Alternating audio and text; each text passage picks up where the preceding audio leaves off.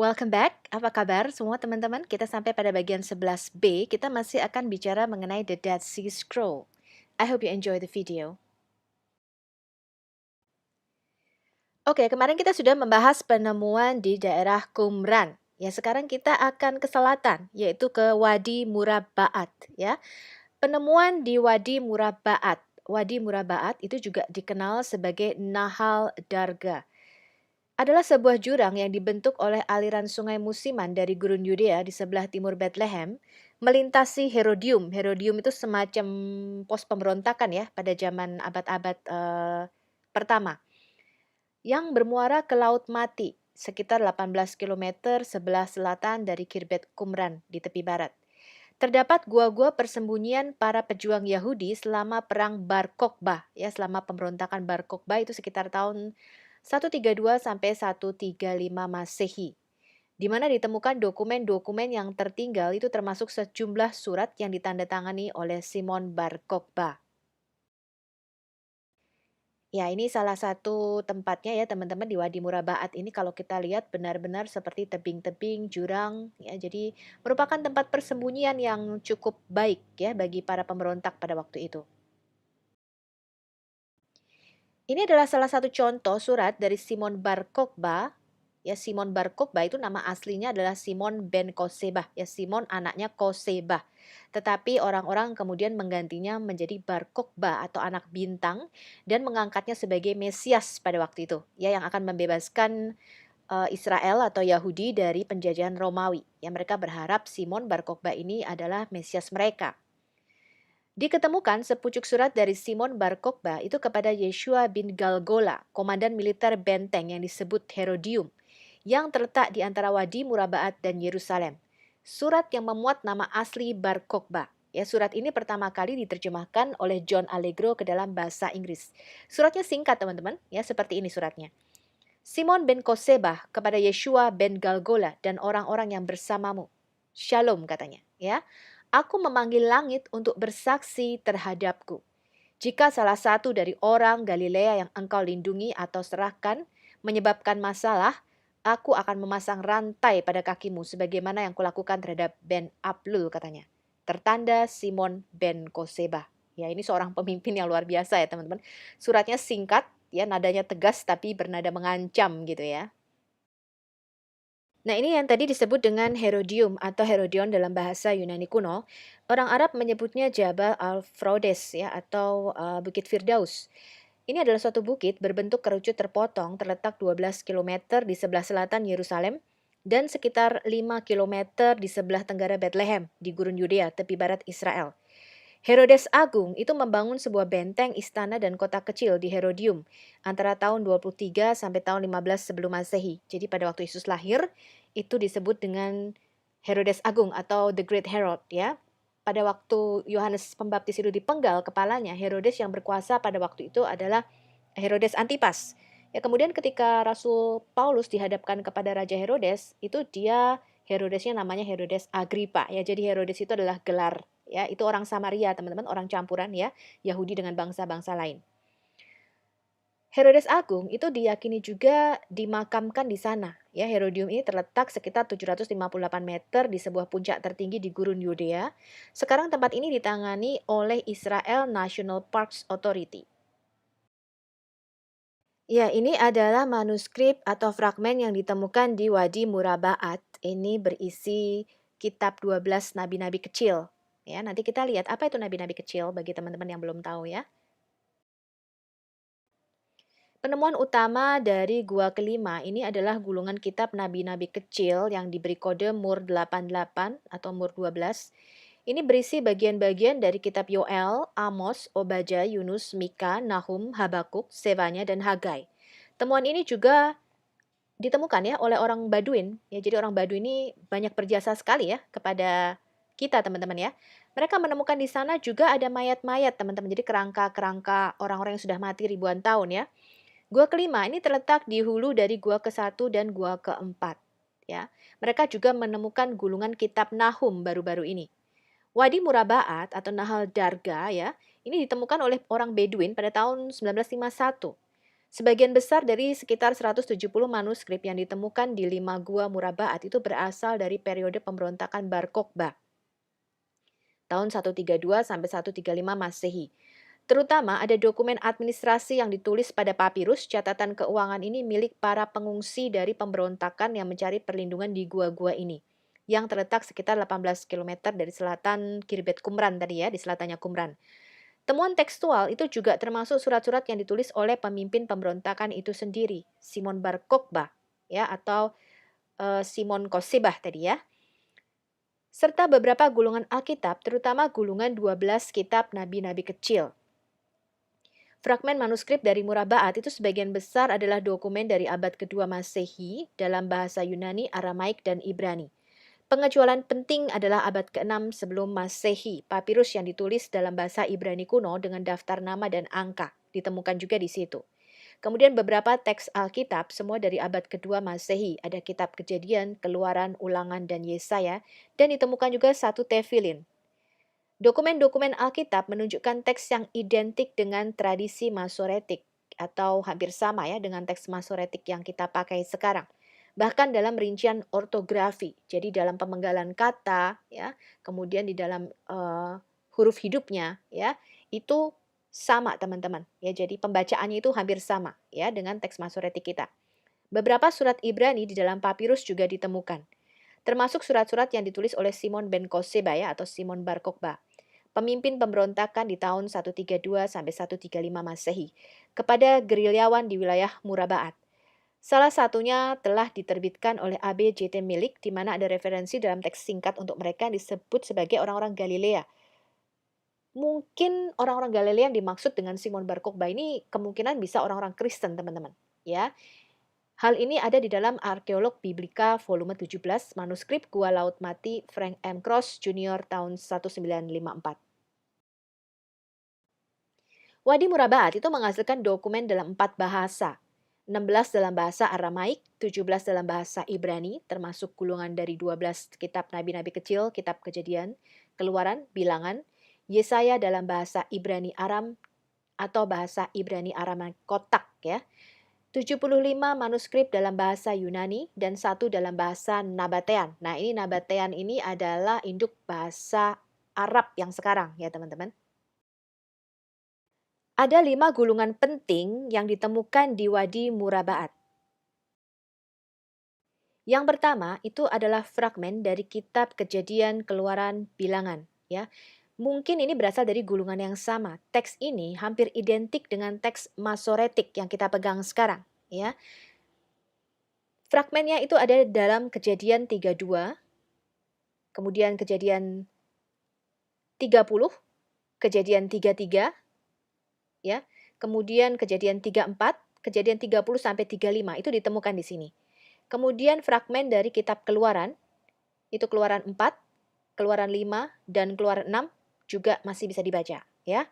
Kemudian fragmen dari kitab Bilangan, yaitu Bilangan 34 dan Bilangan 36.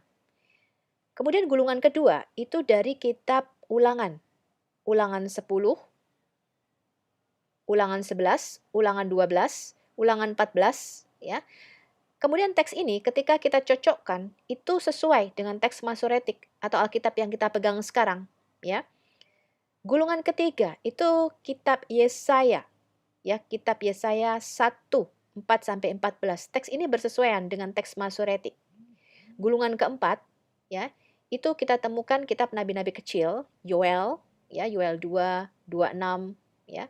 Kemudian kitab Amos, di situ juga ditemukan kitab Obadya ya, Nabi Yunus, Mika ya, Nahum, Habakuk, Zefanya, Hagai, dan kitab Nabi Zakaria. Gulungan kitab nabi-nabi kecil sejauh ini merupakan manuskrip yang paling terpelihara dan paling penting yang ditemukan di Murabaat. Teksnya hampir identik dengan teks Masoretik. Bacaan ketip, misalnya bacaan teks yang bertentangan dengan bacaan di margin Masoretik teks di Obadya 11 dan Habakuk 3 ayat 14 itu didukung di sini. Jadi teks Masoretik itu ada catatan kakinya teman-teman. Jadi mereka tidak berani mengubah. Misalnya udah salah nyalin gitu ya, ada huruf yang salah misalnya. Karena hurufnya kan huruf mati semua. Kalau dibaca, itu para masorah pada waktu itu mengatakan bahwa ini kayaknya bacaannya bukan ini deh.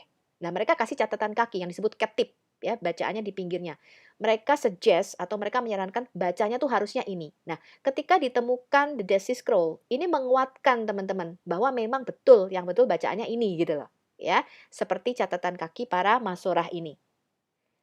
Gulungan kelima itu ditemukan kitab Kejadian, Kejadian 33. Sekarang kita ke selatan lagi ya, penemuan di Wadi Sedeir. Wadi Sedeir ini disebut juga dengan En-Gedi. Jadi Nabi Daud itu pernah bersembunyi di En-Gedi ini teman-teman. Di 1 Samuel 24 ayat 1, ketika Saul pulang sesudah memburu orang Filistin itu, diberitaukannyalah kepadanya demikian, ketahuilah Daud ada di padang gurun En-Gedi. Kemudian Saul mengambil 3.000 orang yang terpilih dari seluruh orang Israel, lalu pergi mencari Daud dan orang-orangnya di gunung batu kambing hutan. Ya, nama En-Gedi itu terdiri dari dua kata Ibrani. En artinya mata air dan Gedi artinya anak kambing. Jadi En-Gedi bermakna mata air anak kambing.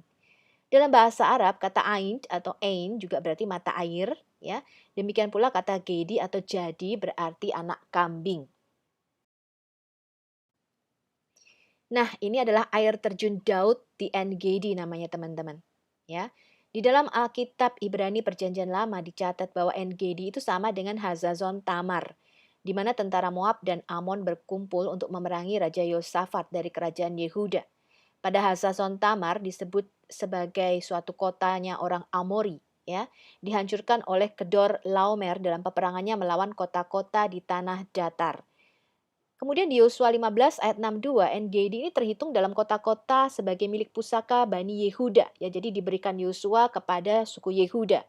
Makanya Daud lari ke sana, ya, karena Daud itu dari suku Yehuda. Di padang gurun Bet Araba, ya. Tetapi di Yeskel 47 ayat 10 menunjukkan juga bahwa tempat itu juga merupakan kota nelayan. Jadi En-Gedi ini bagus bagus banget teman-teman. Ya, ada kebun-kebunnya, bagus sekali, ada taman-tamannya ya. Pada suatu ketika, Daud itu bersembunyi di padang gurun En-Gedi ini. Sementara Raja Saul mencarinya, kemudian Raja Saul itu masuk ke gua untuk buang hajat gitu ya teman-teman ya. Kemudian Raja Daud itu memotong pucuk ya, jubahnya katakan gitu ya. Supaya menyatakan bahwa aku tuh tidak mau membunuh Saul karena Saul tuh terus mengejar-ngejar Daud ya. Nah, Raja Saul itu mencari Daud ya sekalipun di antara batu-batu karang yang tajam yang hanya dapat dicapai oleh kambing liar katanya ya. Kitab Shir Hashirim, Kitab Kidung Agung 1 ayat 14 itu menyebutkan kebun-kebun anggur En-Gedi. Ya, jadi ini tempat yang subur ya teman-teman ya, suatu oasis di padang gurun. Kemudian ada satu kitab apokrifa yaitu Yesus bin Sirak atau Ecclesiasticus 24 ayat 18. Ini kitab Deuterokanonika yang ada di dalam kitab Katolik sekarang ya. Itu menyatakan demikian, aku ditinggikan seperti pohon palem di Cades katanya. Ya, ini juga dapat dipahami sebagai pohon-pohon palem di En-Gedi. Ini salah satu fragmen yang ditemukan di Wadi Sedeir atau En-Gedi, yaitu Kejadian 35 ya, sampai Kejadian 36 teman-teman. Ketika Yakub itu bermimpi, ya kemudian mengubah nama kota Luz menjadi Bet-El, ya. Yakub menamai tempat itu El Bet-El. Dua fragmen kitab Kejadian berbahasa Ibrani dari Wadi Sedeir atau En-Gedi itu dibeli dari orang Badui yang ditemukan pada tahun 1952 Masehi. Wadi Sedeir ini juga adalah tempat perlindungan Simon Bar Kokhba dan gengnya gitu ya. Simon Bar Kokhba ini pemimpin pemberontakannya dari Perang Yahudi kedua pada tahun 135 Masehi. Naskah Alkitab yang ditemukan di sini itu Kejadian 35 ya, ayat 6, Kejadian 36 ayat 17 ya. Ini mengkonfirmasi teman-teman. Mengkonfirmasi Alkitab Perjanjian Lama kita. Nah, bagian-bagian dari ayat kunci Alkitab ini masih ada di fragmen 1 kolom ke-1 ya, baris 3 sampai 5. Maka sampailah Yakub di Luz yaitu Bet-El yang ada di tanah Kanaan. Ia dan semua orang yang ada bersamanya. Ia membangun sebuah altar di sana dan menyebut tempat itu El Betel. Karena di sanalah Allah telah menyatakan diri kepadanya ketika dia melarikan diri dari saudaranya Esau. Ya, ini ada di Alkitab kita Kejadian 35 ayat 6 sampai 7. Oke, sekarang kita ke Nahal Hever. Ya, Nahal Hever ini dekat sekali dengan En-Gedi, sebelah selatannya juga, ya. Penemuan apa saja yang ada di Nahal Hever? Nahal Hever itu disebut juga Cave of the Letters atau gua surat-surat karena di gua ini ditemukan sekali banyak surat-surat tertanggal dari 94 sampai 132 Masehi. Kalau Anda lihat di situ guanya cukup sulit ya, makanya ini menjadi tempat persembunyian para pemberontak-pemberontak pada waktu itu yang melarikan diri dari Yerusalem ya. Cukup sulit tuh teman-teman Anda lihat tuh, harus pakai tali naiknya ya. Nah, di sini ditemukan termasuk 3 arsip sebuah cangkang kulit berisi 15 surat dalam bahasa Ibrani, Aramaik, dan Yunani. Sebagian besar dikirim oleh Simon Bar Kokhba, pemimpin pemberontakan Bar Kokhba. Ada paket yang terbungkus itu disimpan di dalam dompet kulit. Jadi mereka sudah punya dompet kulit pada waktu itu ya, berisi 35 catatan keuangan pribadi milik seorang wanita yang bernama Babata. Kemudian ada juga kontrak ya, kontrak jual beli nih ya, yang bernama Eliezer, ya dia adalah seorang petani dari En-Gedi. Jadi ditemukan catatan kontrak milik Eliezer ya. Nah, ini adalah penemuan artefak di Nahal Hever. Kalau teman-teman lihat itu ada guci tembaga. Pada zaman tahun itu sudah memakai peralatan yang cukup bagus ya teman-teman ya. Terus Anda lihat itu ada sandal. Mirip sih kalau saya lihat ya teman-teman dengan sandal kita sekarang. Jadi sudah cukup maju. Yang paling kanan itu adalah kunci teman-teman. Ya, jadi Anda lihat tuh pada waktu itu mereka sudah cukup bagus tuh bisa buat kunci seperti itu ya. Kemudian yang di bawahnya lagi itu ada kaca rias. Nah, ada kaca rias, kemudian ada basket ya, ada tas, ada pisau, ada tempat untuk semacam memasak gitu ya teman-teman ya. Ini semua ditemukan. Nah, kemudian ditemukan juga tombak orang Romawi di situ. Kalau Anda lihat. Nah, kemudian yang paling bawah sebelah kanan itu adalah keranjang yang dipakai pada waktu itu.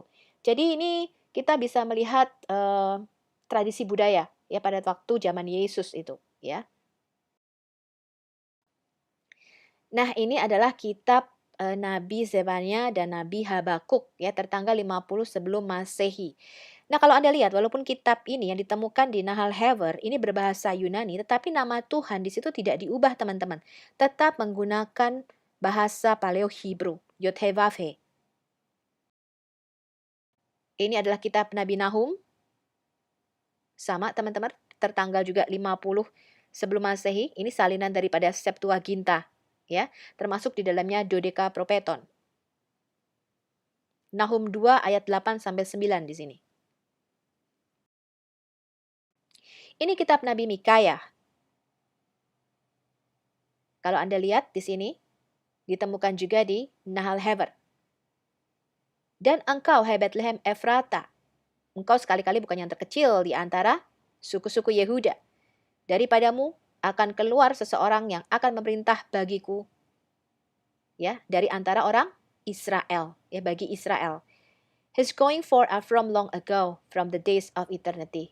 Ya, yang permulaannya sejak sebelum ada waktu, ya, sejak dari kekal. Ya, ini Nabi Mikaya 5 ayat 2. Ya, ternyata ini nubuatan yang sangat penting dan sama ya dengan Alkitab yang kita pegang sekarang, tidak berubah. Ini kitab Nabi Yunus, teman-teman. Nama Tuhan juga tetap tidak diubah, ya, walaupun tulisannya dalam bahasa Yunani tidak diubah menjadi Kurios, tetapi tetap Yod-Heh-Vav-Heh. Dalam Paleo Hebrew di sini, ya. Ini kitab Nabi Zakaria.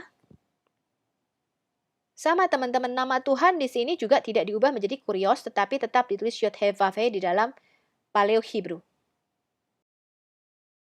Gulungan kitab nabi-nabi kecil berbahasa Yunani itu ditemukan tahun 1952, adalah satu penemuan arkeologis terpenting yang pernah ada. 12 gulungan itu disebut dengan Dodeka Propeton, yaitu adalah nama Yunani untuk 12 nabi sebagai satu kitab koleksi. Seluruh gulungan kitab 12 nabi kecil itu ditemukan meskipun banyak dari teks ini telah hancur ya seiring dengan waktu. Hal ini menunjukkan bahwa Alkitab yang kita pegang pada hari ini sama dengan sebelum zaman Kristus. Ya, ini membuktikan bahwa seluruh perjanjian lama itu sudah diterjemahkan oleh orang Yahudi ke dalam bahasa Yunani sebelum zaman Kristus. Kemarin kita belajar kapan? Sekitar 280 sebelum Masehi ya, sudah diterjemahkan oleh Septuaginta. Ada 2 gua tempat gulungan kitab nabi-nabi kecil ditemukan. Itu gua ke-8 yang disebut juga dengan Cave of Horror atau gua kengerian. Ya, kemudian di gua 5 dan 6 itu gua gulungan surat-surat ya.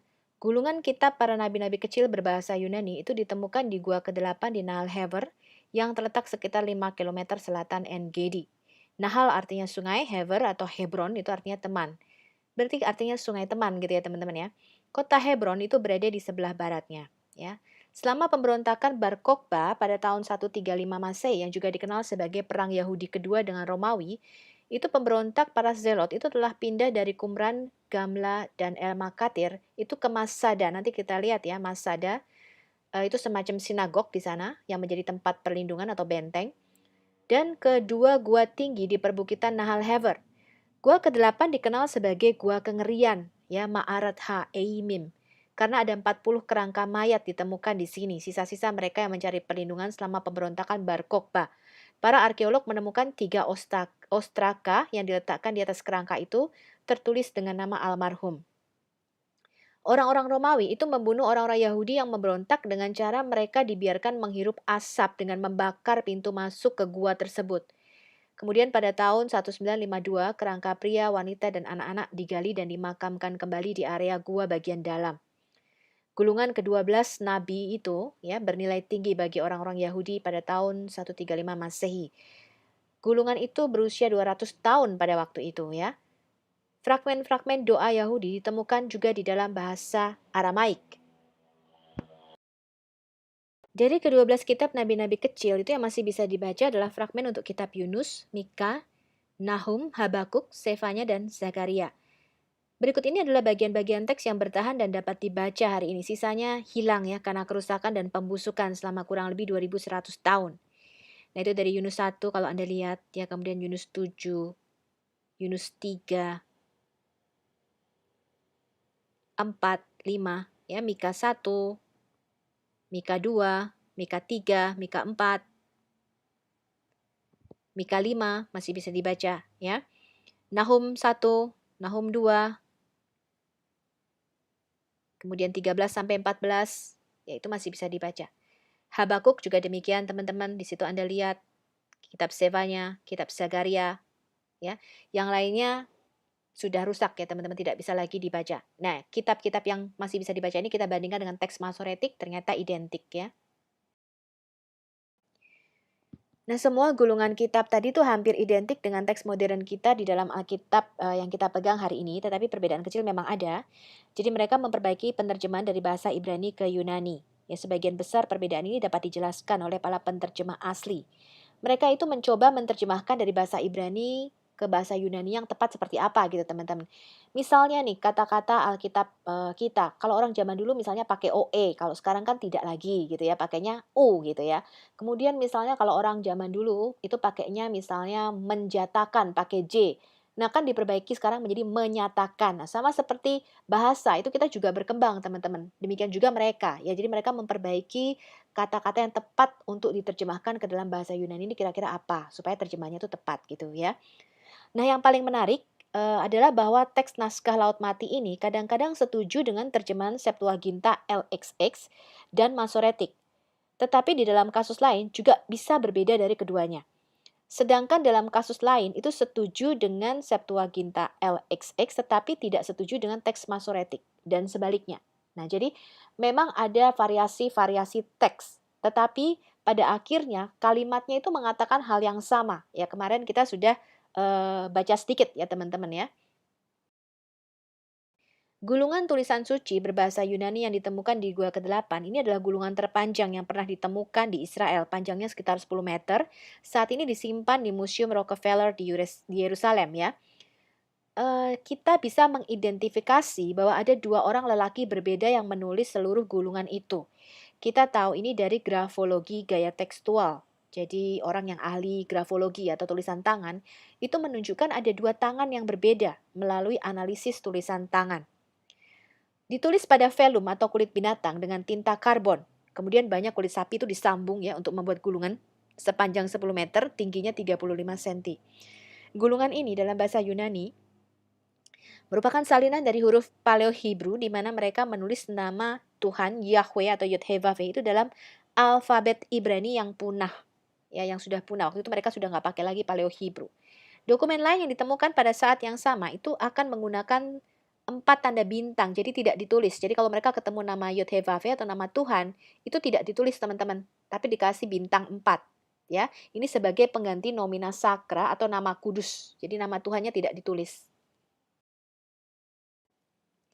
Dalam gua kumpulan surat-surat, ya, ditemukan juga surat-surat yang berasal dari tahun 94 sampai 132 Masehi tadi ya, termasuk 3 koleksi. Jadi sebuah cangkang kulit berisi 15 surat dalam bahasa Ibrani, Aramaik, dan Yunani. Sebagian besar memang dikirim oleh Simon Bar Kokhba, pemimpin pemberontakan Bar Kokhba.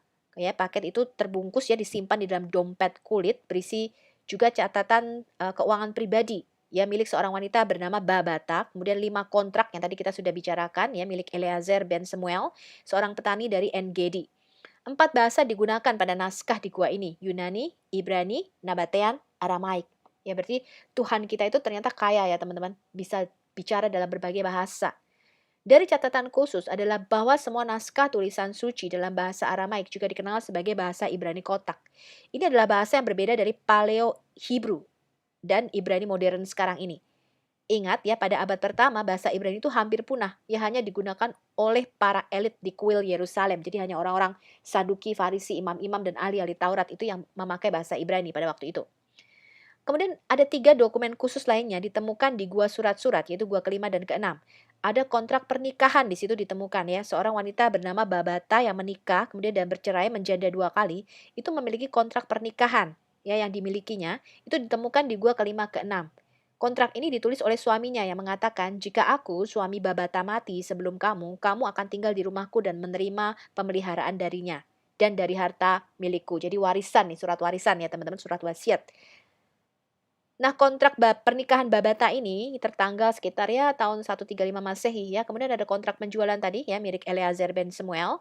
Kemudian ada surat penebusan tanah juga ditemukan di situ. Jadi bagaimana orang-orang pada waktu zaman itu membuat kontrak-kontrak ya, ada kontrak pernikahan, ada kontrak jual beli, kontrak tanah juga di situ. Seluruh perjanjian lama diterjemahkan dalam bahasa Yunani sebelum tahun 150 Masehi. Kemarin kita lihat Septuaginta kira-kira menerjemahkan tahun 280 sampai tahun 150 sebelum Masehi, itu sudah selesai ya. Kitab Kejadian sampai Maleakhi diterjemahkan dalam bahasa Yunani. Gulungan terjemahan Yunani dari 12 nabi-nabi kecil yang ditemukan di gua pada Nahal Hever itu tertanggal sekitar 50 sebelum Masehi, ya. Ketika kita bandingkan manuskrip yang digunakan di sinagog, kita menemukan teks-teks yang dikoreksi sesuai dengan teks Ibrani Proto-Rabinik yang digunakan dalam lingkaran rabi-rabi, baik sebelum Masehi maupun kira-kira pada abad 100 Masehi. Sumber utama untuk asumsi ini adalah gulungan kitab nabi-nabi kecil Yunani yang ditemukan di Nahal Hever ini, teman-teman. Ya, yang tertanggal secara paleografis itu hingga akhir abad pertama sebelum Masehi, yaitu 50 tahun ya sebelum Masehi. Gulungan Yunani ini direvisi sesuai dengan teks Ibrani Proto-Rabinik bersama-sama dengan bagian lain dari Alkitab Yunani. Semuanya ini direvisi, kita sebut namanya revisi Kaige. Ya, revisi Kaige itu adalah kelompok revisi yang merevisi kitab terjemahan Septuaginta ya, yang dibuat untuk menyelaraskan terjemahannya dengan bahasa Ibrani Proto-Masoretik. Nama Kaige itu berasal dari penggunaan revisi Koine Yunani ya. Kaige gitu ya, Koine Yunani ya. Nah, terjemahan ini sangat penting teman-teman, revisi ini ya, karena revisi ini menjadi induk atau bahan ya, prototipe ya untuk revisi-revisi selanjutnya yang ditulis oleh atau diterjemahkan oleh Aquila, Symmachus, kemudian Theodosion ya. Nah, mereka memakai terjemahan ini teman-teman, yang berasal asal usulnya adalah dari Septuaginta LXX ya. Revisi Kaige ini pertama kali diamati oleh Dominic Bartolomei ya dalam gulungan nabi-nabi kecil Yunani yang ditemukan di Nahal Hever ini. Fakta bahwa gulungan kitab nabi-nabi kecil berbahasa Yunani itu ditemukan di antara sisa-sisa pengikut Bar Kokhba. Ini menyiratkan bahwa teks Yunani ini adalah permulaan manuskrip yang dimiliki oleh para nabi. Naskah dari gulungan ini merupakan revisi awal bersama manuskrip lainnya dari Septuaginta LXX yang mewakili nama Tuhan bukan dengan kurios tetapi dengan karakter Paleo Ibrani, Yod-Heh-Vav-Heh tadi ya. Temuan gulungan nabi-nabi kecil di Nahal Hever itu mungkin menyiratkan bahwa beberapa pengikut Bar Kokhba itu membaca kitab-kitab Yunani dalam versi revisi ini. Dan ini juga mungkin berlaku untuk komunitas berbahasa Yunani lainnya di Israel. Informasi ini diambil dari Hebrew Bible, Alkitab Yunani dan Qumran, Emmanuel Tov, halaman 186 tahun 2008. Kemudian pada gulungan Nahal Hever itu ditemukan juga sebuah gulungan Mazmur dan beberapa kitab Kejadian dan Bilangan. Gulungan nabi-nabi kecil berbahasa Yunani juga ditemukan di Nahal Hever ini.